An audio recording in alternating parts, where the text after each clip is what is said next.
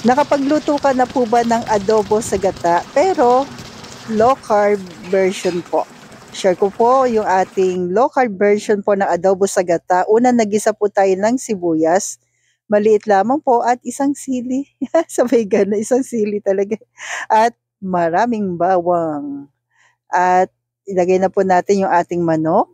Pwede ba to sa pork? Pwede naman po. Pero this time, manok muna po yung gagamitin natin na source ng ating protina. Naglagay po ako ng asin at paminta bilang pampalasa po natin. Then, sangkutsa po natin. Hayaan natin lumabas yung natural oil. Then, dagdag tayo ng cocoa aminos po. Pamalit natin sa ating soy. Mga 2 tablespoon lamang. Kasi yung 1 tablespoon po ay 1 net carb. So, pag dalawa, pwede na po sa isang pamilya. So, yan, napakababa pa rin po. Then, after nyan, kapag maluluto na po, ilagay na natin yung ating chicken liver.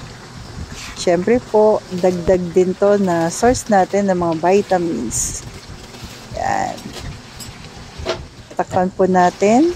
Hayaan natin maluto. At kung umabot ka po sa part na ito po, pwede po bang pa-comment po kung tiga saan po tayo po, para alam ko lang po kung saan naabot ang aking video. Naglagay po tayo ng vinegar po. Tinakpan natin hanggang sa maluto yung ating vinegar. Then, unang gata ng niyog. At pakuluin lang natin ng mga 5 to 10 minutes hanggang maluto na po yung ating gata. Ang sarap po nito, ka-low carbs. Yung ating gata ay source ng fats.